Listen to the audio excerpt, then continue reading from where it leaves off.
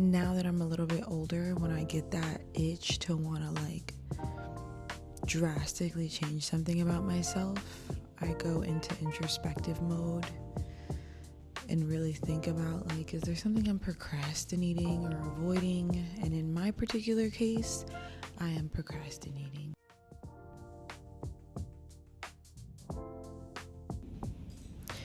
Today is a rainy day, but my son still needs exercise. So we headed to the mall, Newport Mall in Jersey City, and we took him to this indoor playground. At first he was acting a little shy, but after a while he really got into it. I got tired quickly, but luckily his dad was there.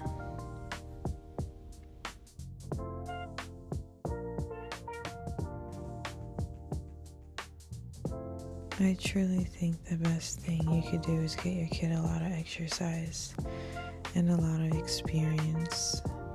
Not only does it improve their sleep at night, but they also learn faster. And I'm really proud of where my son is intellectually and physically in his growth. But right after this, I got into my hair. So now that my son is tucked in, I can finally do my hair after 2 weeks of procrastinating it. This is my hair right out the shower with no product.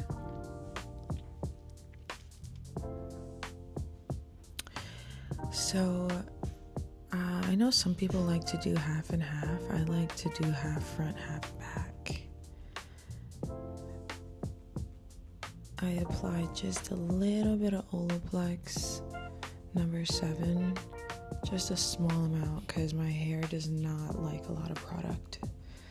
So I keep it very limited with my product usage. And I'll make it work just rubbing it into the ends.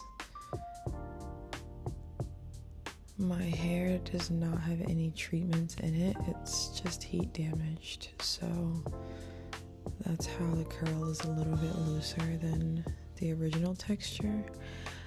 I use this heat protectant by L'Oreal.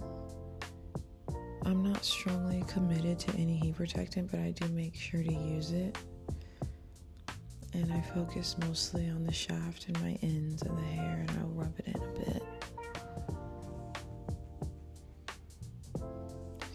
I do all the same things to the front that I do to the back. I just divide it because I think it's really a mental thing. Like, it feels like I get through it a little bit faster when I divide it front and back. And the back is kind of the longer portion to complete, and the front is like the quick cherry on top, and I get to see how it frames my face. So that's just how I split it. I use the Revlon roller hairbrush. It's cheap and it's reliable. I will actually comb my hair out. I'll start on the ends and I'll work my way up with my brush, just like if I was using any other brush. It's just a blow dryer as well. So I'm really cautious. If I catch any naps, I will stop and just detangle with my fingers.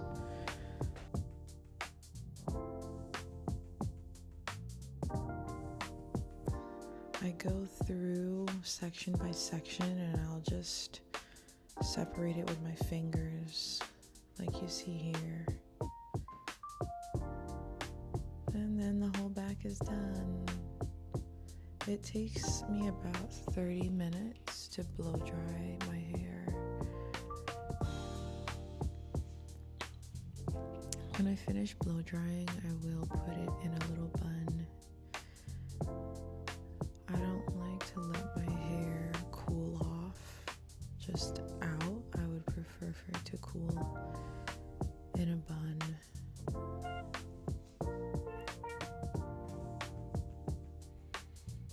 Like I said, I repeat everything to the front as I do to the back.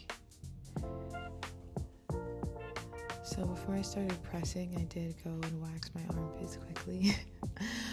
But now I am actually going through with a press. So I keep the same divide that I have for my blow drying process. And I split the sections with my fingers. I like to do about like a half an inch section. An inch is a little too thick for my hair type.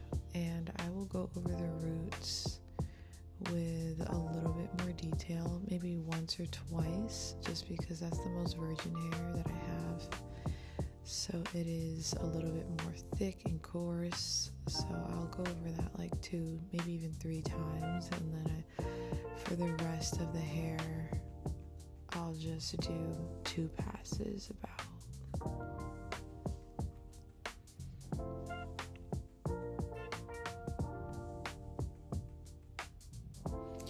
I also do the comb chase method. If I don't do the comb chase method, my hair does not turn out even remotely like this. So it is essential that I chase each strand with a comb to keep it straight while I'm pressing it out.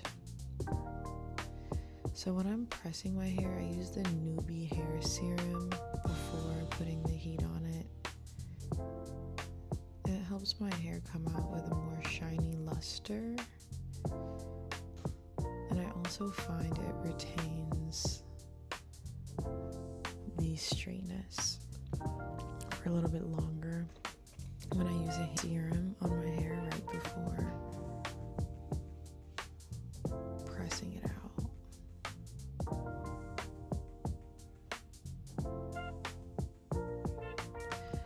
Now, straightening my hair does take upwards an hour, maybe even an hour and a half if I'm watching TV at the same time. But I always love the results if I follow this recipe exactly.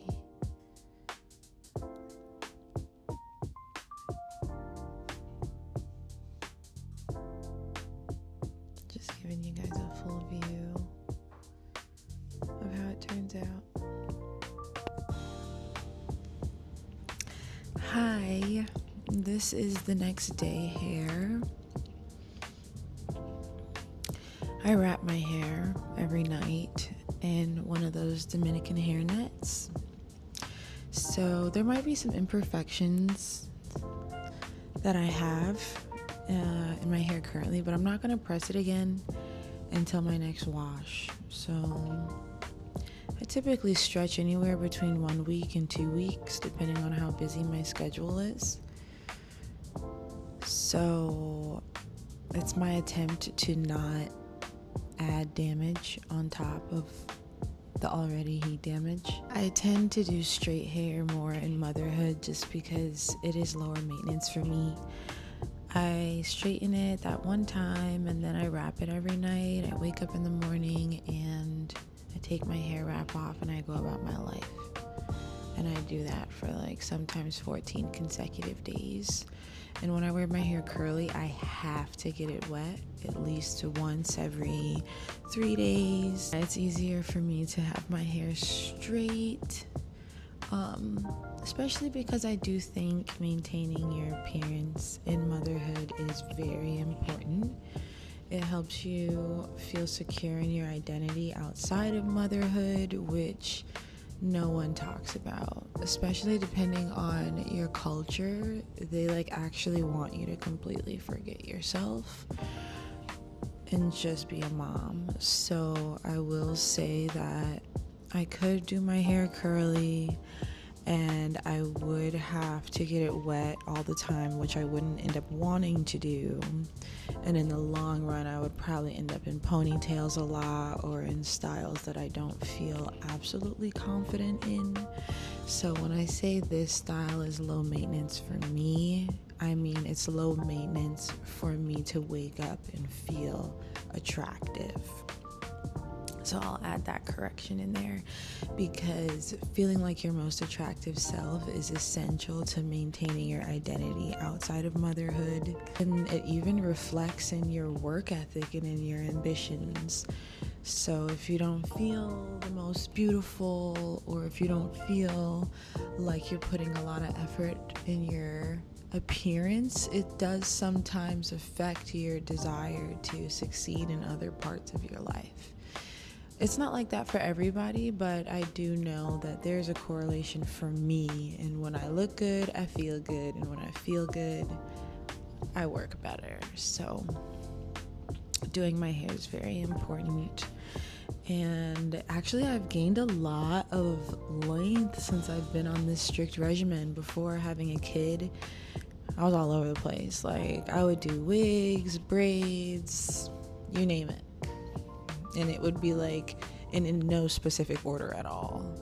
I would go 2 weeks between washing, or 1 week, or 4 weeks. Like, there was just no routine.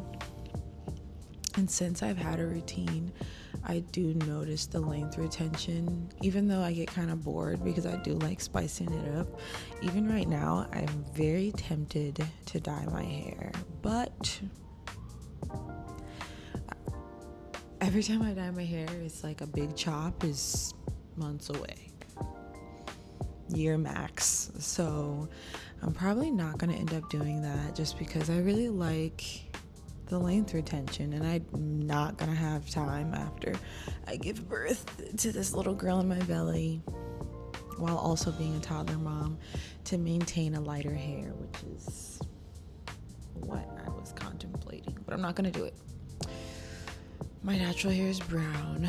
Last time I dyed it, it was black, so there is some black lingering in there, but as you can see, the brown is peeking through. So I'm just gonna leave it like this. The length is pretty, and maybe I can get some more length as time passes. So I'll just be grateful for what I have right now. I also noticed that when I start wanting to change my hair, it's really connected to the concept of consumerism, which is like, in reality, there's something inside I'm not satisfied with, and then I'm trying to use my appearance to kind of distract myself from it. Now that I'm a little bit older, when I get that itch to want to like drastically change something about myself, I go into introspective mode and really think about, like, is there something I'm procrastinating or avoiding? And in my particular case, I am procrastinating. So I am trying to maintain a YouTube channel right now, but I'm also an engineer, and I need to take my professional engineering exam. And I have been procrastinating that, I'm not gonna lie. And I'll come up with things. The closer I get to my exam date, I come up with all types of things to do other than study.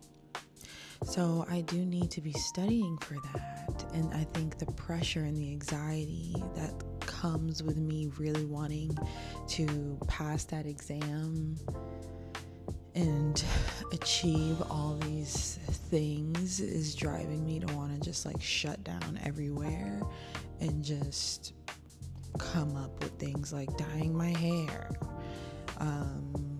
cleaning my entire house spotless so that my son could destroy it within like 3 hours, going for long walks and listening to music, like literally anything. But I'm really trying to keep the focus sharp right now. I really want to keep things up with YouTube, and I really want to pass my exam. So hopefully I could just keep my hair routine, and just as much as I want to step outside of my hair routine, drastically change my hair or anything else I want to do, I have to use discipline to stay within that routine. And as a result, I might gain length retention. If I just am like, all right, I have this temptation right now, it'll pass, it'll go away, and then I will appreciate it when my hair grows longer and longer without all the damage of color. The same way, I will appreciate sticking to my studying, passing my exam. That will make me super happy and give me a whole bunch of confidence in my career and in who I am in general. And same thing with YouTube. If I could just keep focused on those things and not want to go somewhere else just because I'm feeling anxiety in the things I want to focus on, then I could reap the benefits and the rewards of staying disciplined and committed to the things that I'm committed to. So we'll see how that goes. So if there's any questions also about how else I maintain my hair, it's really simple. I wash every 1 to 2 weeks. I'm committed to Sacred. I'm a loyal, committed Sacred user. I wash with Sacred, the shampoo and the conditioner, deep conditioner. Sometimes I even use the hair mask. Once every 4 weeks, I'll use that. I'll do a shampoo detox every time I wash my hair, which is every 1 to 2 weeks. I will use an intense shampoo to really remove any oil buildup, because my hair just doesn't do well with a lot of product on it unless I'm doing curly. And AKA I have to wash my hair every 2 to 3 days when it's curly, probably for that reason. So that's pretty much it. I could get into the nitty-gritty if it's ever requested, but I'm not really a huge hair person. My whole life's surrounded around my hair, obviously, because I have those other things I mentioned. But if it is of use to anyone to have any more information on my hair maintenance while also being a mommy and a career woman, just let me know. But yeah, until next time, and thank you for watching. Bye.